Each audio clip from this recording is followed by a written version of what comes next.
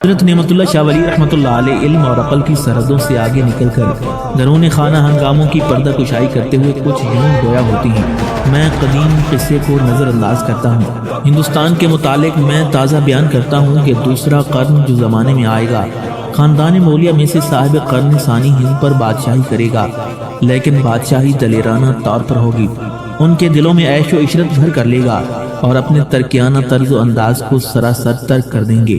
ان کی حکومت ہندوستان کے ملک میں بنگال، کشمیر اور شہر بھوپال کے آخر تک 300 سال تک رہے گی۔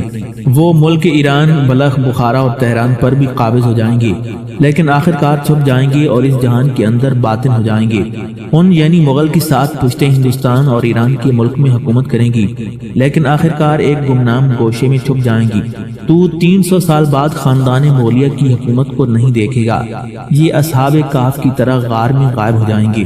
اس دنیا میں وہ آخری زمانہ آئے گا جب شہباز سدرہ تو دیکھے گا کہ وہ ہاتھ سے نکل جائیں گے۔ شہباز سدرہ سے مراد وہ اولیاء جن کی پرواز سدرۃ المنتہا تک ہو، وہ جنگجو راجے مہاراجے جو شراب اور بھنگ کے نشے میں مست ہوں گے۔ ان کے ملک میں انگریز تاجرانہ انداز میں داخل ہوں گے۔ مغل حکمرانوں کی حکومت چلی جائے گی، غیر کے ہاتھوں میں آ جائے گی۔ جو مہمان بن کر آئے ہوں گے وہ آخر کار اپنا حاکمانہ سکہ چلائیں گے۔ تو عیسائیوں کو بادشاہی کے تخت پر دیکھے گا، یہ مکر و فریب سے مسلمانوں کی پکڑ دھکڑ شروع کر دیں گے۔ 100 سال تک ہندوستان پر ان کی حکومت ہوگی۔ اے عزیزو، میں نے یہ غیبی نقطہ دیکھا ہے۔ اسلام اور اسلام والے لاچار اور حیران رہ جائیں گے۔ بلخ، بخارا، تہران، سندھ اور ہند میں سکولوں اور درسگاہوں میں انگریزی علم پڑھیں گے، جبکہ فقہ اور تفسیر کے علم سے غافل اور بیگانہ ہو جائیں گے۔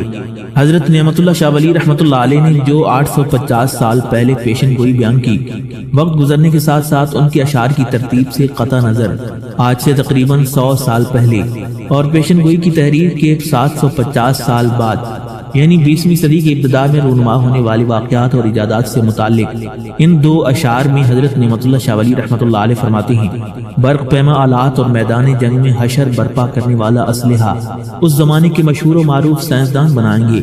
اگر تم مشرق میں بیٹھے ہوگے تو تم مغرب کی باتیں سنو گے۔ آسمان کی طرح غیب سے نغمے آیا کریں گے۔ مغربی ممالک یورپ وغیرہ پر 4 سال کے لیے ایک جنگ باقی ہوگی۔ الف یعنی انگلستان، جیم یعنی جرمن پر فاسقانہ طور پر فتح پالے گا۔ یہ شعر جنگ عظیم اول سے متعلق ہے جو سن 1914 سے 1918 کے درمیان لڑی گئی تھی۔ اس جنگ کے بارے میں حضرت نعمت اللہ شاہ ولی رحمۃ اللہ علیہ مزید تفصیل بیان کرتے ہوئے لکھتے ہیں: یہ عالمگیر جنگ اول ہوگی جس میں بہت بڑا قتل واقع ہوگا۔ 1,31,00,000 جانیں ضائع ہو جائیں گی۔ پیش بندی کے طور پر صلح کا اظہار ہوگا، لیکن یہ صلح ان کے درمیان مستقل نہیں ہوگی۔ بظاہر دونوں خاموش ہوں گے، لیکن در پردہ جرمنی اور انگلستان بدستور جنگی تیاریوں میں مصروف ہوں گے۔ جس وقت جاپان کی جنگ چین کے ساتھ واقع ہوگی تو عیسائی آپس میں لڑائی کریں گے۔ وہ سب سے پہلے فرانس پر حملہ آور ہو کر قبضہ کرے گا۔ برطانیہ اور اٹلی والے خاصمانہ جنگ اختیار کر لیں گے۔ جنگ عظیم اول کے 21 سال بعد یعنی جنگ عظیم اول کے اختتامی سال 1918 کے بعد 1939 میں دوسری جنگ عظیم کا آغاز ہوگا، جو جنگ عظیم اول سے بہت زیادہ مہلک اور جارحانہ ہوگی۔ ناظرین، یہ جنگ عظیم دوئم انگلینڈ کی طرف سے چرچل اور جرمنی کی طرف سے ہٹلر کی سربراہی میں سن 1939 سے 1945 تک عالمی سطح پر لڑی گئی۔ امریکہ کی طرف سے جاپان کے 2 بڑے شہروں ہیروشیما اور ناگاساکی پر دنیا کی تاریخ میں پہلی مرتبہ ایٹم بم گرانے سے اس جنگ کا اختتام ہوا۔ اس کے بعد حضرت نعمت اللہ شاہ ولی رحمۃ اللہ علیہ فرماتے ہیں: اس کے بعد عیسائی یعنی انگریز ہندوستان چھوڑ کر چلے جائیں گے، لیکن جاتے ہوئے اپنے فسق و فجور سے ہمیشہ کے لیے بدی کا بیج بو جائیں گے۔ انگریزوں نے یہ برائی کا بیج متعدد مسلم اکثریتی صوبوں، اضلاع اور ریاست جموں و کشمیر کو بھارت کے حوالے کرنے کی صورت میں بویا، جس پر آج تک ہندوستان اور پاکستان کے درمیان 4 جنگیں لڑی جا چکی ہیں۔ قائد اعظم کے الفاظ میں کشمیر پاکستان کی شہرگ ہے، اور اللہ تعالیٰ کی شان دیکھیے کہ حضرت نعمت اللہ شاہ ولی کا وصال بھی کشمیر ہی میں ہوا تھا۔ اگلے شعر میں حضرت نعمت اللہ شاہ ولی بیان کرتے ہیں: جب ارد گرد کے لوگ یہ خوشخبری سنیں گے تو باب حالی پر فوراً اکٹھے ہو جائیں گے۔ ہندوستان 2 حصوں میں واضح طور پر تقسیم ہو جائے گا، لیکن مکر و فریب سے آشوب و رنج پیدا ہوگا۔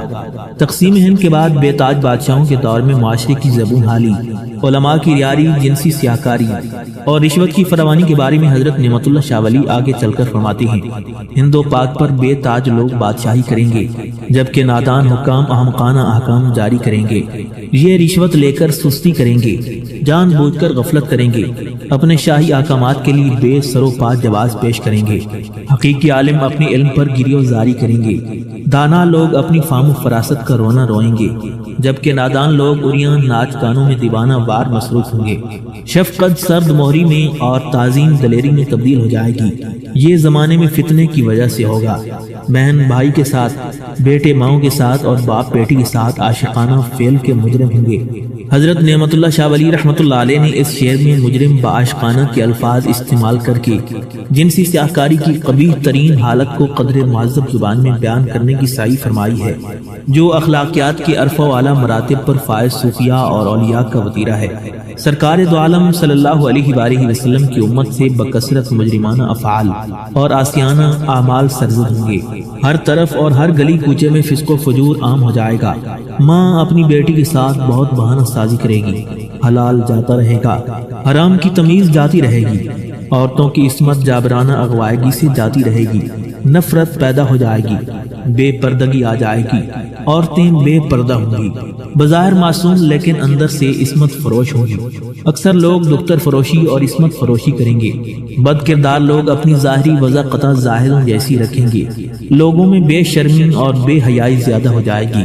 ماں اپنی بیٹی کے ساتھ اپنے آپ کا موازنہ کرے گی، گویا ماں حسن و جمال اور طرز و انداز میں خود کو اپنی بیٹی سے کم نہیں سمجھے گی۔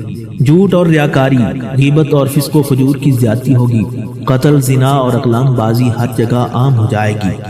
حضرت نعمت اللہ شاہ ولی رحمۃ اللہ علیہ اپنی پیشن گوئی کا رخ زمانے کی جاہل اور ریاکار علماء اور گمراہ مفتیان کی طرف موڑتے ہوئے ان کے تن بدن سے ظاہری زیب و زینت کا ترہ اور جبہ قبہ ہٹا کر انہیں اپنے اصلی رنگ و روپ میں پیش کرتے ہوئے فرماتے ہیں۔ وہ گمراہ مفتی غلط فتوے دیا کریں گے، شریعت کے حق بیان میں بہت بہانہ سازی کریں گے۔ فاسق لوگ بڑی صفائی سے اپنی قوم پر بزرگی کریں گے، پھر ان بزرگوں کے گھروں میں ویرانی آئے گی۔ دین اسلام کے احکام شمع کی مانند خاموش ہو جائیں گے۔ عالم جاہل ہو جائے گا، جاہل گویا عالم بن جائے گا۔ وہ دنیا کے عالم ظالموں کی طرح ہو جائیں گے، اپنے نہ دھوئے ہوئے چہرے کو سر پر دستار فضیلت رکھ کر سجائیں گے، اپنے آپ کو ترہ اور جبہ قبہ کے ذریعے زینت دیں گے، گویا سامری جادوگر کے بچڑے کو لباس کے اندر چھپا لیں گے۔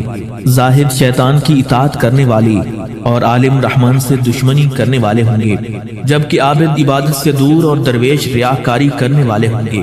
عیسائیوں جیسا رسم و رواج ہر جگہ عام ہوگا، بدعت رواج پا جائے گی، سنت پیغمبری غائب ہوگی۔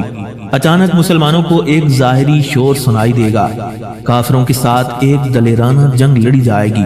ناظرین، یہ شعر اور اس کے بعد اگلے 4 شعر واضح طور پر 6 ستمبر سن 1965 کی پاک بھارت جنگ کو ظاہر کرتے ہیں۔ حضرت نعمت اللہ شاہ ولی رحمۃ اللہ علیہ اس جنگ کے بارے میں تفصیلات بیان کرتے ہوئے فرماتے ہیں، یہ پاک فوج فتح والی تلوار پکڑ کر دشمن کے ساتھ جنگ کریں گے، حتیٰ کہ اللہ تعالیٰ کے فضل و کرم سے فتح حاصل کر لیں گے۔ پنجاب کے قلب سے جہنمی لوگ بھاگ جائیں گے، مسلمان شہر پر غاصبانہ قبضہ کر لیں گے۔ ناظرین، ایک لحاظ سے لاہور کو پنجاب کا دل کہا جاتا ہے۔ 65 کی جنگ میں دشمن کی فوجیں اچانک حملہ کر کے لاہور کے شالامار باغ سے چند میل دور باٹھا پور کے قرب و جوار تک پہنچ گئی تھیں، لیکن پاک فوج کی سخت مزاحمت سے وہ BRB نہر کو کراس نہ کر سکیں۔ BRB پل کے ساتھ سڑک کے کنارے ان عظیم شہداء کی یادگار کھڑی ہے جنہوں نے اپنے خون کا نذرانہ پیش کر کے لاہور کا دفاع کیا تھا۔ دوسرے معنوں میں یہ شعر واگہ سرحد کے قریب ہندوستان کے اندر کھیم کرن شہر پر پاک فوج کے قبضے کو بھی ظاہر کرتا ہے۔ 17 روز کی جنگ کے بعد اللہ تعالیٰ کے فضل و کرم سے اسلام کے غازی خون ریزی کر کے اور قربانی دے کر کامیاب ہوں گے۔ حضرت نعمت اللہ شاہ ولی رحمۃ اللہ علیہ اس شعر میں ایام ہفتہ یعنی 17 دن کے الفاظ بیان کرتے ہیں۔ آپ نے 800 سال پہلے 6 ستمبر سن 1965 کی پاک بھارت کی 17 روز جنگ نہ ایک دن کم نہ ایک زیادہ کی بات کر کے اپنی پیشن گوئی کا لوہا بنوایا ہے۔ اگلے شعر میں حضرت نعمت اللہ شاہ ولی رحمۃ اللہ علیہ فرماتے ہیں، اس بے قراری اور اضطراب کے وقت ذات باری تعالیٰ مسلمانوں کے حال پر رحم فرمائے گا۔ مسلمان اپنے امیر کو اپنی حماقت سے اتار دیں گے، اس کے بعد مسلمانوں پر خسارے والی ذلت آئے گی۔ 65 کی جنگ کے تذکرے کے بعد اس شعر میں در حقیقت صدر محمد ایوب خان کو اپنے مسند سے اتارنے کے عمل کو مسلمانوں کے لیے ایک ذلت امیز اور نقصان دہ امر قرار دیا گیا ہے۔ حضرت نعمت اللہ شاہ ولی رحمۃ اللہ علیہ فرماتی ہیں، میں اپنے جگر کا خون پی کر بڑے رنج و غم کے ساتھ تجھے کہتا ہوں کہ خدا کے لیے وہ راہبوں والا طریقہ ترک کر دیں۔ اس شعر میں حضرت نعمت اللہ شاہ ولی رحمۃ اللہ علیہ نے خون جگر پینے کے سنگین الفاظ استعمال کر کے مسلمانوں پر آگے آنے والی قتل و خون ریزی اور تباہی و بربادی کے المناک واقعات کے بارے میں بروقت خبردار کیا، لیکن بدقسمتی سے پاکستان کے حکمرانوں اور عوام نے اس مقدس پیشن گوئی کے ان پرشگون اشعار کو اہمیت دے کر آنے والی بلا اور طوفان کو ٹالنے کی کوشش نہیں کی۔ حضرت نعمت اللہ شاہ ولی اگلے شعر میں فرماتے